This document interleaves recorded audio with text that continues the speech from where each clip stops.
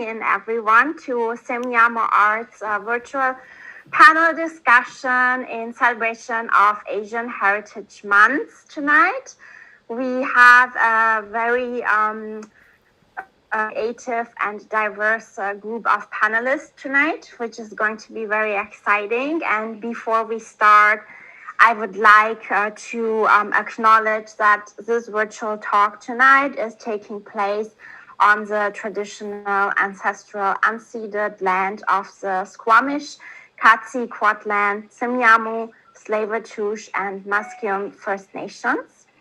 So I'm gonna introduce our panelists of tonight, starting with Tara Hach. So Tara is a Vancouver-based artist, and we're very happy to have you here tonight. Thank you. And then next, Eileen Fong. She's a very experienced, award-winning artist. We're very pleased to have you. Rajesh Chakraborty. He is an artist based in South Surrey, White Rock, and he makes amazing art about East India. Leticia Sanchez, the president of Vancouver Asian Heritage Month. Hello, Leticia. Hello. And last but not least, our lovely Elizabeth Carefoot.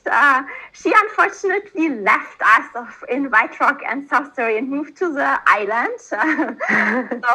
But it's a nice reason to go and visit the island to see Elizabeth and her artwork.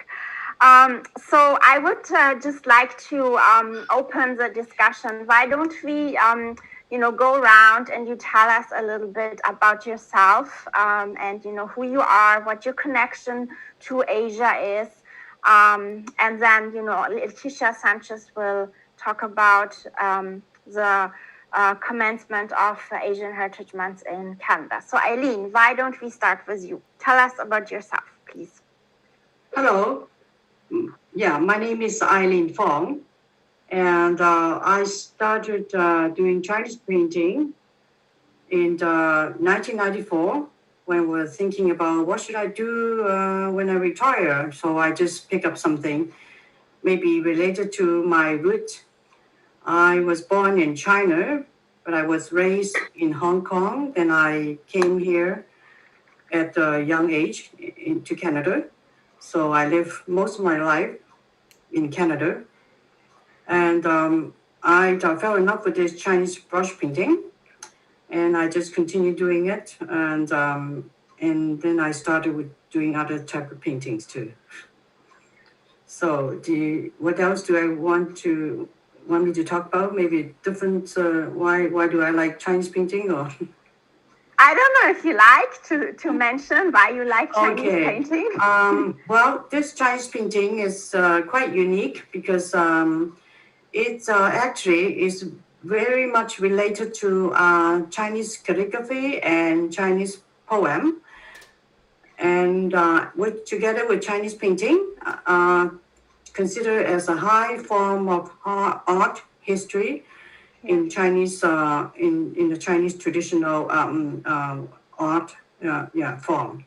And so it used a brushstroke to do the drawing, and at the same time, the brush actually do everything for you, like picking up, mixing the colors and storing the paint in the brush.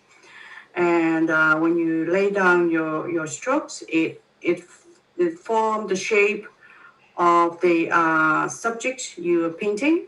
For example, bamboo, you just one stroke, a few strokes, and you do a bamboo. And you do it with different pressure on your brush, or slanted your brush to make a thicker stroke, or holding it upright to make a thin stroke. So it is the way of using the brush, and you do your composition at the same time. So it teaches you how to paint, actually. It teaches you how to draw and teach you how to mix color and everything all together. And you put it in your head and just carry it out. Whatever you think in your mind, like usually you don't look at a picture or something like that. Everything is stored in your mind, like how the bamboo looks like and things like that. So I think it's kind of fun when I teach the kids and they can do it very fast. And I have to supply them with lots of paper and lots of paint, and they just finish a painting really fast and they're happy. So I found that this is something you can be so addicted to, so I taught in the summer school. Every day they come and they just do the whole month on Chinese painting. So they can produce something like 60 paintings in 1 week. And so I have to find places to hang them. And the school wants exhibition of all these paintings, so I have to carry a lot of boards and then just put them on the hallway, and it's lots of fun. Thank you, Eileen. Okay. Thanks. Next, Elizabeth, why don't we go ahead with you? Hey, you can hear me? Yes, we can hear you.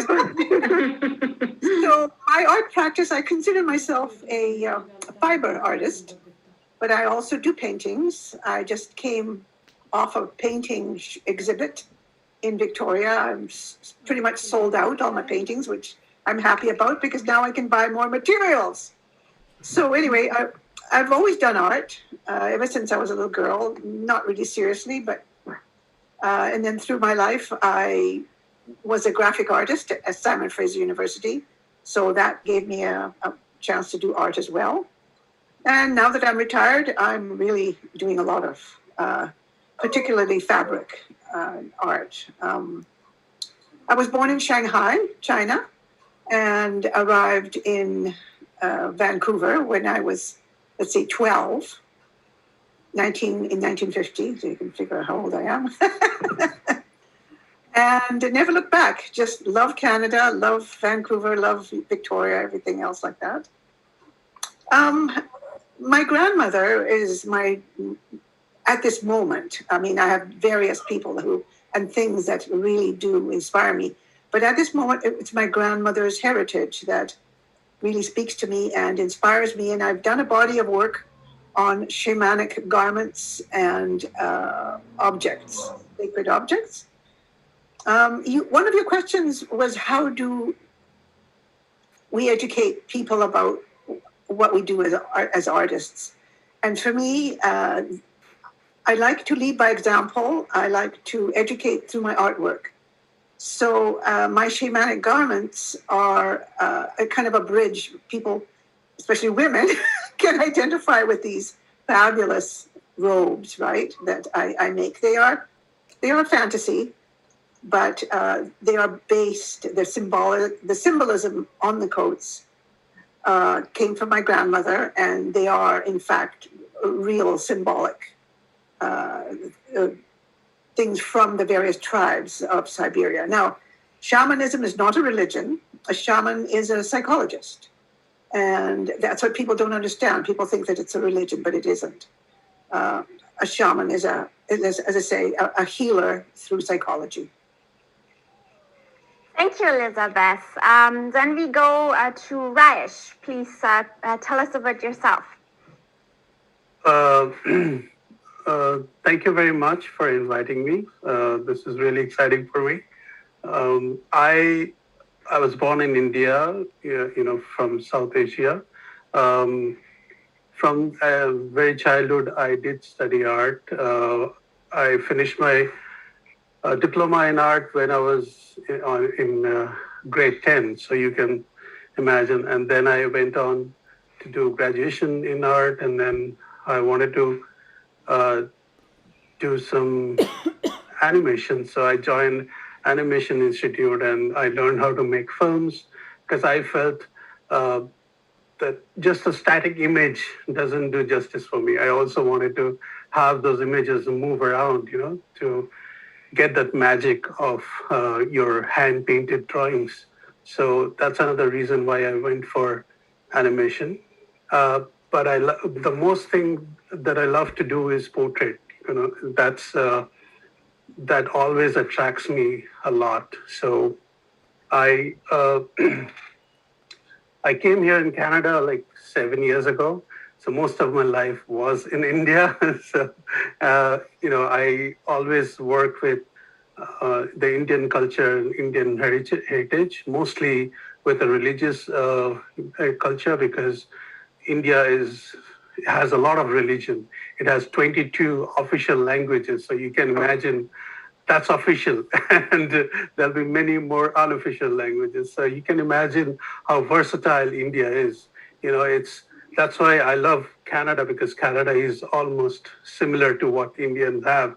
They have different culture, different religion, different color, different terrain as well, but they're still all everything called Indian. That's what is in Canada as well. Like we have so many religions, so many people from all over the world actually, and we respect each other's, religion, each other's culture, each other's ethnicity. That's great about it. I love this place just because of this reason particularly. Um, so about me, I have worked in different medias. I felt just one media isn't enough for expressing my thoughts, expressing my belief and my stories. I'm a storyteller, so whatever story demands, I go with that media, so which can be uh, films, even graphic design, painting, portrait arts. Um, and I also work with museums and tell stories through my installations. So there are different places I work, um, and with different religion. I work with very very different religion in India, and I've learned a lot about these religions while I'm working with it. But my own culture, my own religion, is what I made my film of, and it went on getting a lot of awards and being selected in a lot of festivals. Actually, I just saw this background that I have in me. That was actually done for another uh, event, which was a cultural event that we do here in Vancouver. We have a small community of our own, Bengali speaking language.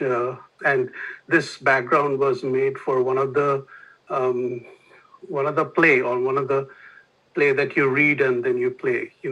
So I made this background of that story. So this is basically a story of a small boy back home. He cannot go out because he's very sick. And this is a story about him, dreaming about the whole world and how the whole world is sitting and looking through the window. So this is one of the cultural part that I'm always involved in, which is about our own stories and own culture and own um, the literature. We have great number of literatures, and one of them is got a Nobel Prize as well in literature. So we always celebrate their birthdays and always ask my son or my family to sing their songs or read poems or enact their stories. So we are totally connected to our culture, and the far away from home, we are more connected to our culture through these activities. So it's very exciting to be here, and this is what I do. Thank you, Rajesh. Thank you very much. Tara, you're next. Okay. I was born in Canada, and my mother's first generation immigrant from Korea. So I was raised pretty like Korean, actually. I speak Korean and had to go to Korean language school. And later I spent a couple of years living in Korea. And then I was raised also in Malaysia and then lived in Singapore just about 2 years ago. So I feel very like strongly half Asian. I came back to Canada to go to Emily Carr. That's where I studied graphic design. And then from there I went into fashion design, and from there I went into fashion illustration, and then from there I went into like more abstract portraiture, which is where I'm at now. But I've been doing art since I was very young, and my whole life. And in high school, I like specialized in art. What else? I think I was also raised Buddhist, so I grew up surrounded by a lot of Korean Buddhist art and iconography, and I don't know. Sounds good. Okay. All right. Thank you, Tara. Okay, Letitia. So we heard, now from Eileen, from Rajesh, from Elizabeth and Tara, and they all have a connection to Asia. The connection is not necessarily homogeneous. Each one is either from a different part of Asia or has a different story how they're connected. We heard second generation. We heard somebody from a different part of Asia, somebody born in Asia. And so can you tell us, first of all, what, Asia means? Is it what it encompasses? And then also why and when and how the history of the celebration of Asian Heritage Month in Canada started, so that, we understand better what it is that we are celebrating each month of May. Right. Well, thank you for inviting me. I think that you put me on a big spot with this first question, but I just want to thank Semiamo Art Society and Oli for participating with Vancouver Asian Heritage Month Society to present Interconnected. It's a virtual and live stream gallery of exhibitions and galleries. And it happens in Metro Vancouver, and I have been working with Uli for the past 2 years. I want to give you just a quick overview of who we are, and then we will go to the core of this question. So VANS, the Vancouver Asian Heritage Month Society, starts 25 years ago. We're celebrating our 25th anniversary of fostering and promoting and celebrating the arts and cultural diversity that Pan-Asian Canadians communities have given to Canadian society. For these past 25 years, we have worked closely with Asian communities and educational institutions that support our vision of bringing communities together and people together to celebrate Pan-Asian Canadian arts and culture in Metro Vancouver area. Exploration Festival showcases the Pan-Asian Canadian arts and culture during Asian Heritage Month in the month of May. So as you know, so this is May. This is Asian Heritage, and Asian Heritage started with this need to stop being a silo in our own communities. And as I heard, it's a way of coming together and bring people together. And since Canada is a home to a very diverse and multicultural population, the wealth of these multicultures is what has made this country the successful and prosperous country that we call Canada. I have to say that also the indigenous communities and other communities have also participated in this big transformation of a country. We still have ways to go because we obviously still have problems as any other country, but we're working very hard to really understand each other. The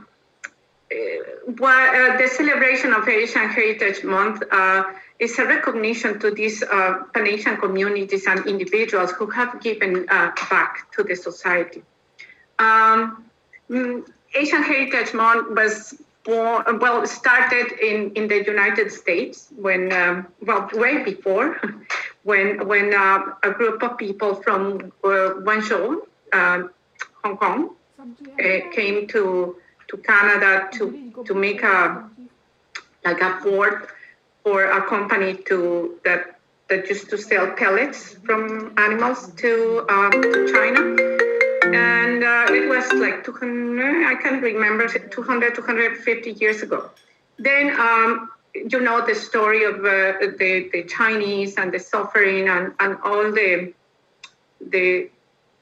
important work that they did with the oh my goodness, the connecting East Canada with the railway. The railway, come on. I'm thinking in Spanish. But anyways, and obviously the Komagata Maru and all the Japanese interments, which have stained a little bit of the history of Asians in Canada. So what those Asian Heritage Month do is to not to forget, and at the same time also portray the best of these cultures. Each country, each culture have so much to give. And as you know, Asia is the largest and most populated continent in the world. There are 48 countries and a couple more of places that are considered just not really a country yet, but all of them are unique and rich in culture. And because this is so diverse, as I heard, there are lots of stories and lots of connections and lots of information that we can bring back and tell the story.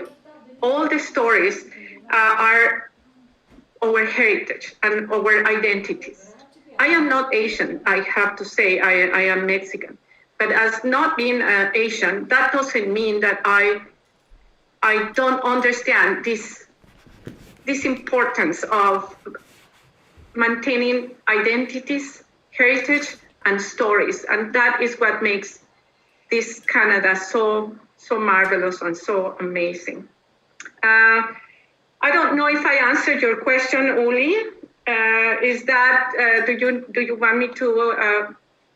No, actually, it's interesting that you said that because I have to admit, before I talked to Letitia about Asia and Asian Canadian and Asian Heritage Month, I just thought, Asia is China. And that's, that's what my understanding was. And then, we talked about things.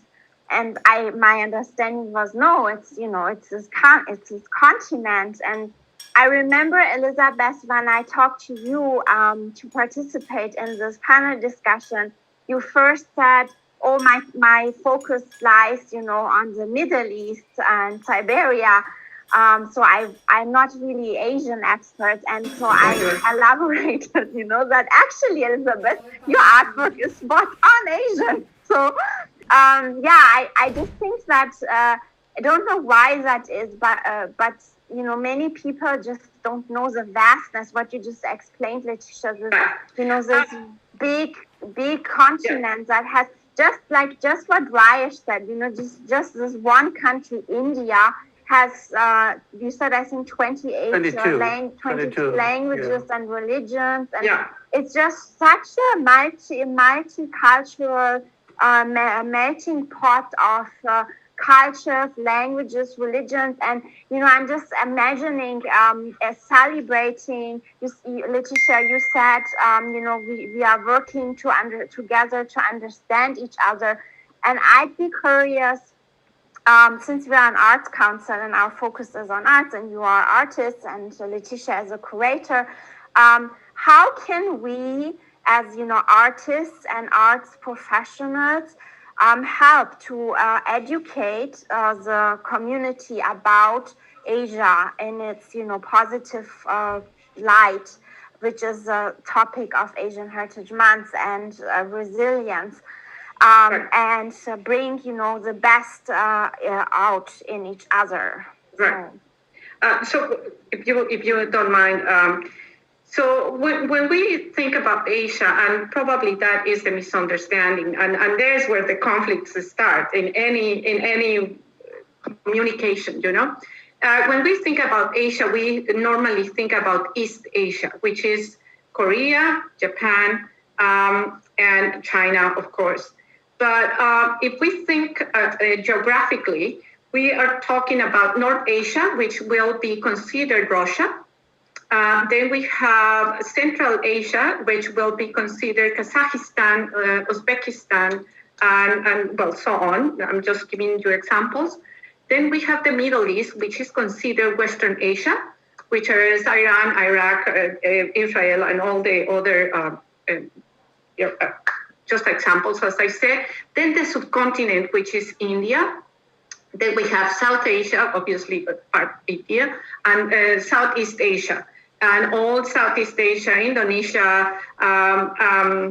Philippines, Malaysia, etc. So I think that the main problem when we talk about Asia and when we talk nowadays the hate crimes against Asians, we have not understood properly that when we refer to Asia, we refer to many, many more countries than just 3 countries. And people are targeting certain cultures more than others without any knowledge on why they are doing this, because we just get fixated with one culture. If I may just interrupt, I know, but we just want to focus on the art. Right? I know. Yeah. I was going to go back to that. So when we talk about Asia, we talk about different identities.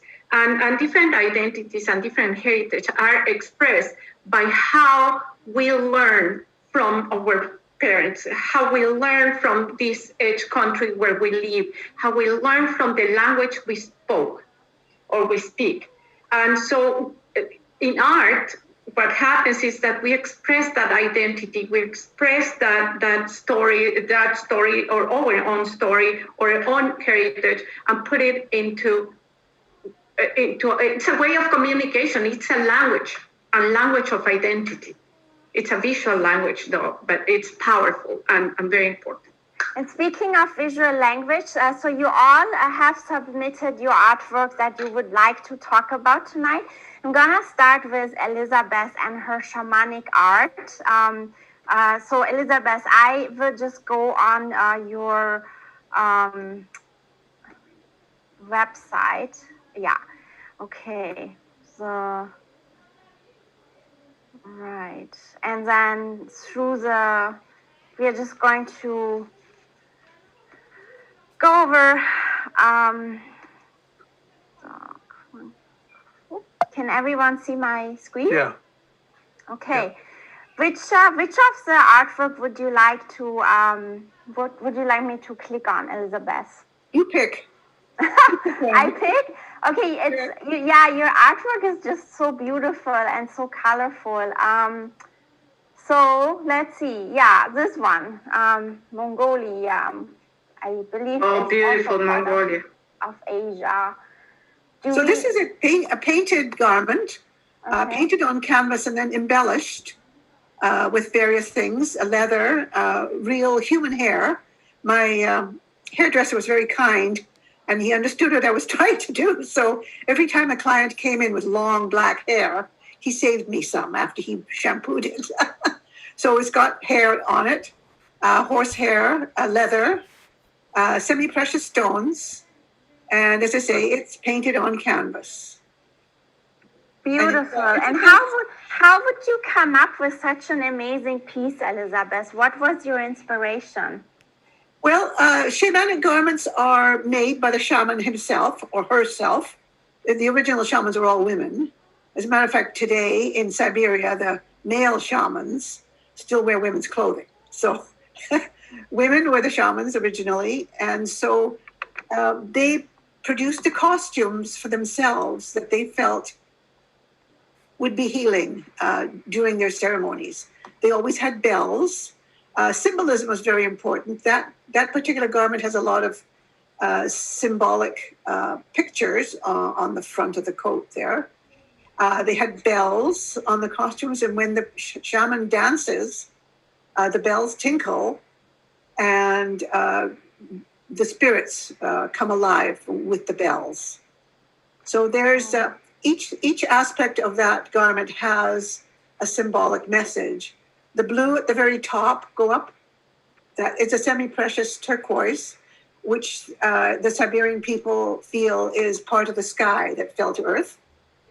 And it's surrounded by horns, the curly horns of their goats and sheep, because they're nomadic people. So they herd, and they're a sacred animal for them because they drink the milk, they eat the meat, they use the skins, they use the whole animal. So this is a compendium of life in Siberia on a coat. And you just elaborated very vividly what this code is about. Where did you learn all of that? My grandmother told me many stories. My grandmother was born in Siberia in a city called Khabarovsk, and Chita, actually. She grew up in Khabarovsk, but she was born in Chita. And her tribe, if you like, or the people that she associated with were the Tuva. Tuva are a Mongolian shamanic tribe. And she told me stories throughout her life until she died about shamanism, and she practiced a little bit. She used to float needles on water to tell my fortune. She predicted that I would marry my husband. No way! Before I met him. So maybe, of course, I married him because she said so. What a smart grandmother you had. Yeah, good for you. That's amazing. And then let's go to this one. Touched cloud. So this is another colorful one. He's again a shaman with a fantasy headdress. Again, symbolic. And I call him, or he calls his name, Touches Sky. And so I felt he needed a raven. Ravens are big in Siberia, just as they are in BC. And it's a sacred bird there, too. There's a lot of cross-cultural things happening, which I found astounding when I looked into it. The Siberian people have a really big connection with our indigenous people in the north. And so I felt I needed to put the raven there, and that's his spirit guide, if you like. And then when you said your grandmother told you all these stories that is passed to you through oral history.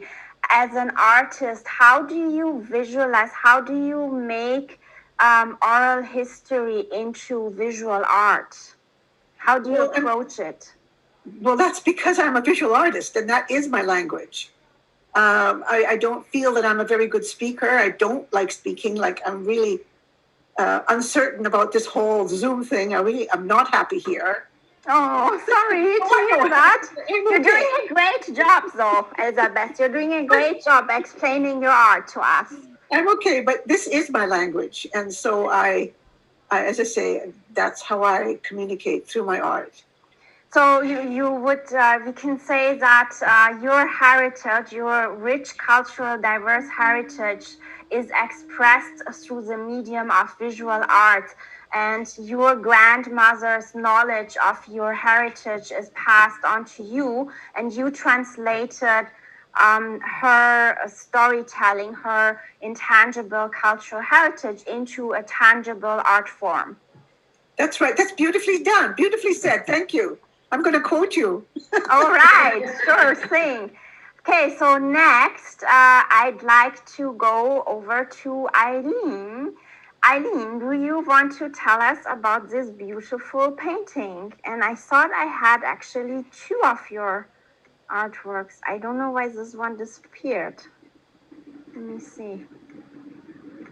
It should be there. Okay.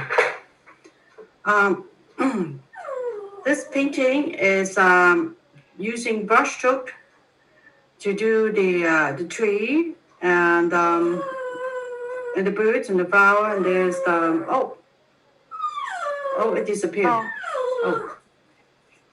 I don't know what happened. Okay, let's. Okay, let's just Okay. leave it like that. Yeah. Sorry. Got that. Oops.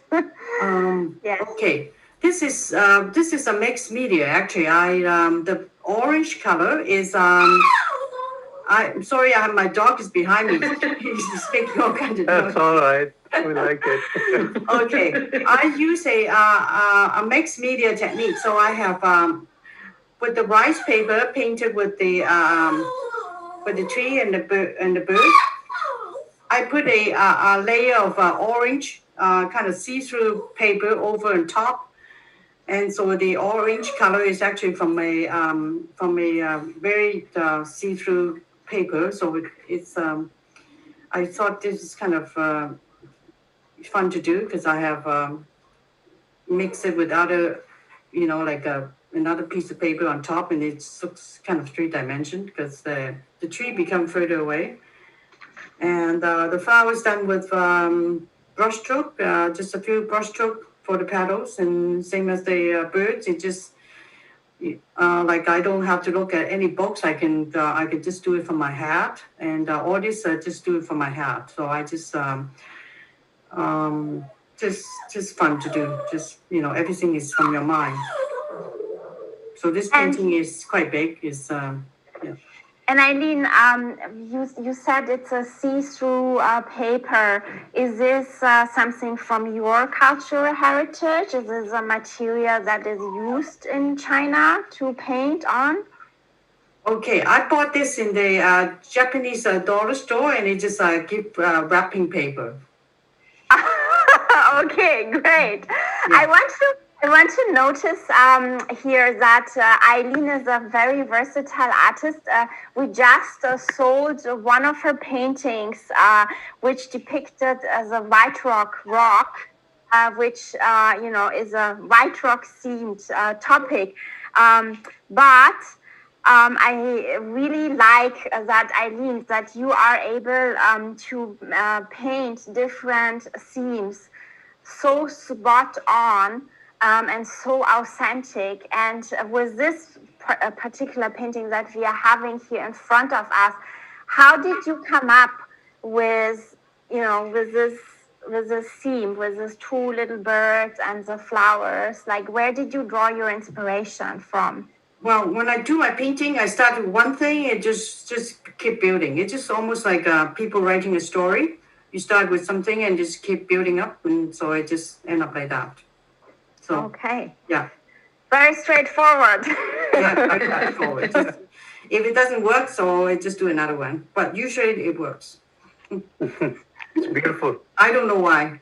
But it does. So you are a very talented artist. I guess you just use your peace of mind, and then everybody can do it. I've seen a lot of people just do it. Just all my students, they can do it. Just first time.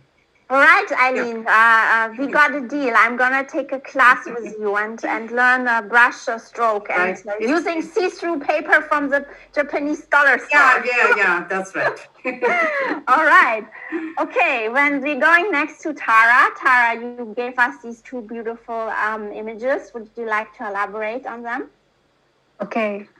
So these two drawings were done about a year apart, I would say, and I chose to share these two to kind of show the progression of my art and how my style has been changing over the past year. So the one on the left was done in 2019, I believe. One of my favorite artists is Egon Schiele, and so I was like trying to copy him or emulate his style very strongly, including all the choice of paper, like the color of the paper, to all the same media he uses, like watercolor, pencil, and then the white, I think it's called highlighting. So that's kind of where, once I got back into doing fine art, that's kind of the point I started at. And then actually, the one reason I got back into media on paper, I had done a lot of digital art before that. And somehow I got to this point where, like, with Instagram and digital art, like, even on Instagram or like any kind of digital media, like, people are using filters, and it got to this point where I got really sick of perfection, where everyone's trying to, like, make their skin perfect, or when you do digital art, you can erase and redo it like a million times until you get it perfect. And somehow I started really rejecting that. Inside, it didn't feel authentic at all. So I started going back to paper media, and actually really enjoying, screwing up and having it not be perfect and having mistakes made. Like, her face, the ink from her hair actually leaked down over her face, and if I was doing digital art, I would have freaked out and erased that. But once it's on paper, you can't erase it, and I actually really enjoyed that, and I loved it because it feels authentic. Like, making mistakes and having it not be fixable is more real. And just the fact that paper is tangible and it's a physical product, whereas digital art is, you can print it, but it doesn't exist until you print it on paper. So that's kind of where I started at, about, I think it's almost 2 years ago now. And then the image on the right was done a couple months ago, maybe like, a couple months ago. And that's kind of, I've done a whole bunch of art in between that, but I wanted to contrast these two because it shows how my style has evolved to be even more extremely imperfect. And a lot of times I won't even look at the paper while I'm drawing, because I want to force myself to make mistakes. Like, I really, really want and enjoy imperfection. I don't know how else to describe it, but then I'll go back in and add color. Or another thing that is very important to me is to create art based on emotional reaction. So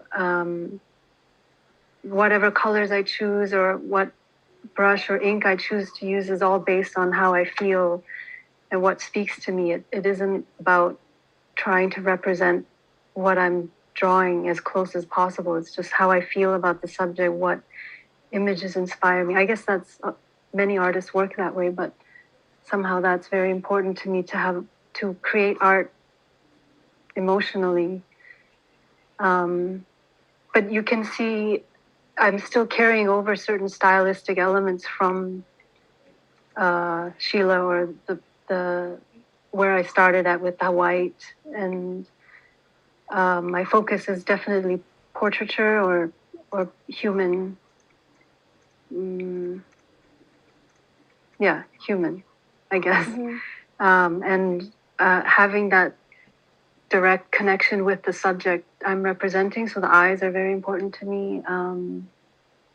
I do floral artwork as well in a similar style, but to me, it's always been about portraiture. So actually, COVID hit me really hard in terms of my artwork. That normally I would go to life drawing classes, or I would interact with people to draw them in real life, and not being able to do that really, like, it's not the same seeing a picture on the screen or paper and using that as inspiration.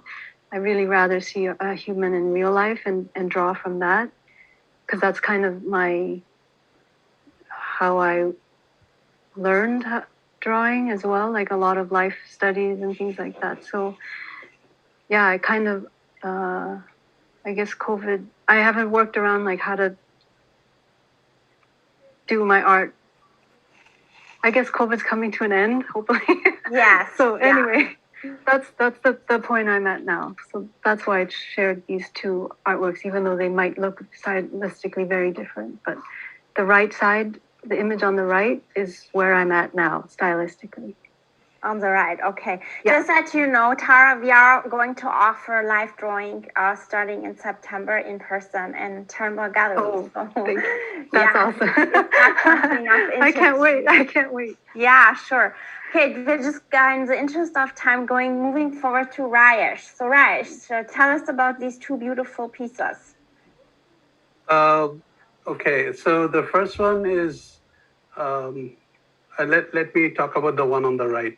So this is done on paper with a pencil.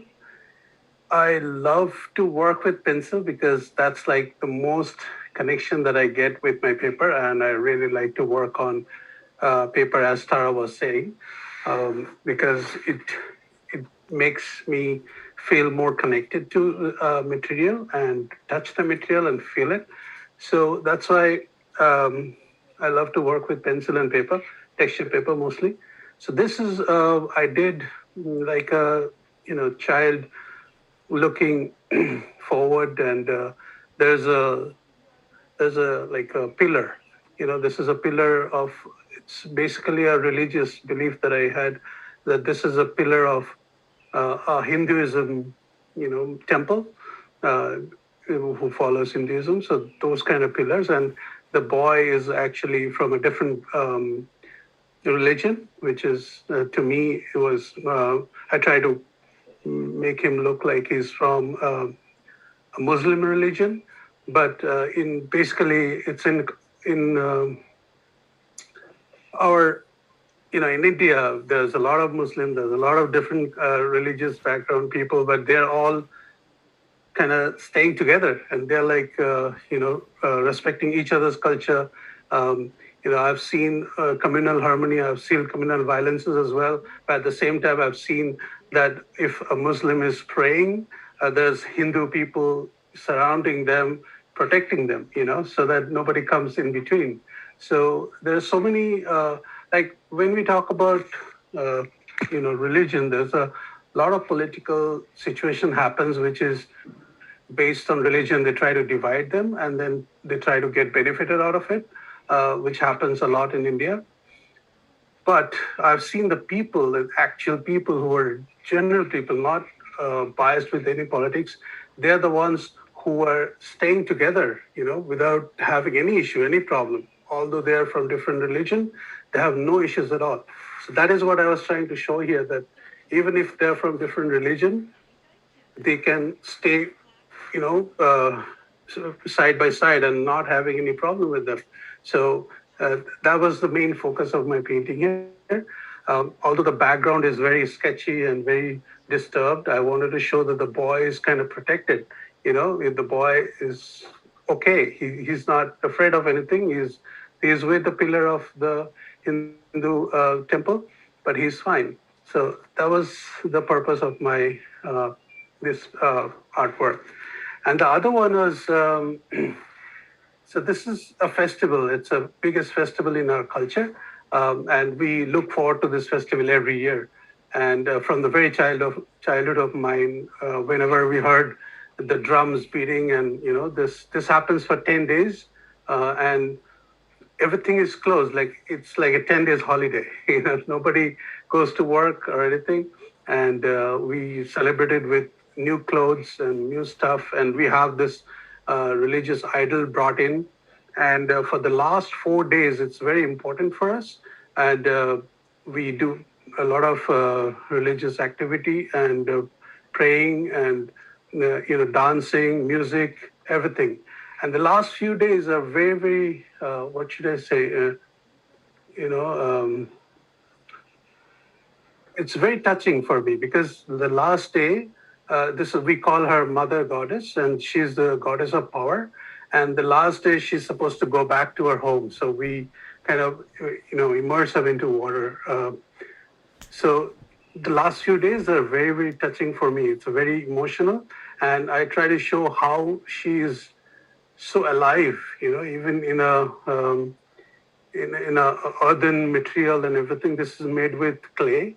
and they paint and everything, but it feels so alive at the same time. It is done digitally because nowadays I'm mostly working digitally, but I could not visit home because of this COVID and everything, and we have it here in Vancouver.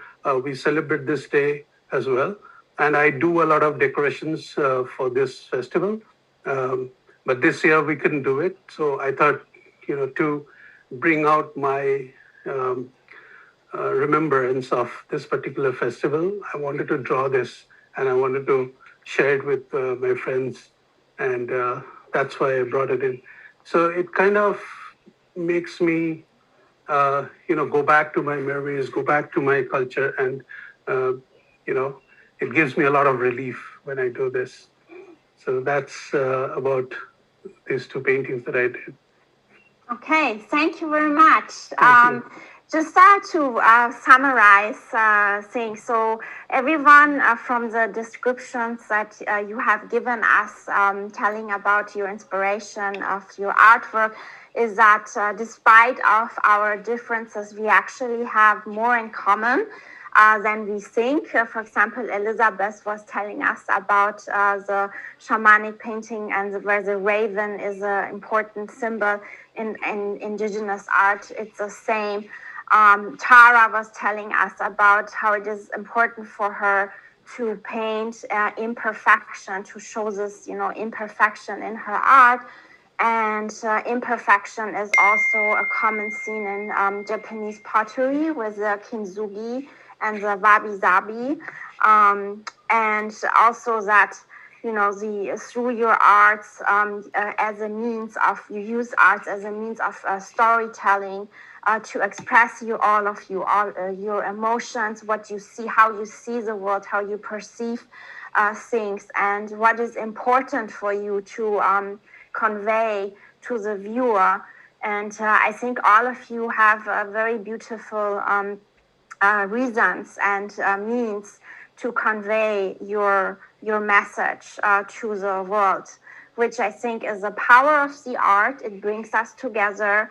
It is this year's theme of Asian Heritage Month, according to the Canadian government's website, was recognition, resilience, and resolve. And I think we are, all of us, despite, regardless of our background, we are all dealing with resolving problems, being resilient, and recognizing each other, right? Everyone wants to be heard, everyone wants to be seen and recognized, and art is a good form of, reaching this. So we have a couple of questions in the chat, and because we just have 10 more minutes, I want to ask in the audience, in the panel here. First question is, are there any particular past artists that have influenced and or informed you? I don't know exactly what that means. Is it like artist as a culturally diverse artist? But why don't we, Elizabeth, why don't you tell us? Is there an artist that influenced you? I'm afraid there are a lot of artists that have influenced me, and they're all modern. One in particular is Robert Motherwell. Now, you may not have heard of him, but he did a series. He went to a Spanish bullfight, and the killing of the bull just was so, impacted him so much that he did a series of very abstract but incredibly powerful paintings of the bullfight. And when I first came in contact with his paintings in the Modern Art Museum in New York, they struck me so much that I felt I pressured my chest as though somebody had actually hit me in the chest. They were so emotional and so powerful, and I still remember that feeling. And I try to engender that feeling whenever possible. It's sometimes very difficult, depending on the subject matter. But he was definitely one of my very foremost inspirational artists. Okay, thank you. And Eileen, what about you? Van Gogh, because I like his brushstroke, and he's very spontaneous, and just use of colors. I like him a lot. Yes. There you go, straightforward. Okay, Tara, what about you? You did mention an artist, Egon Schiele. Oh, yeah. Oh, yeah. Okay, so he's your inspiration.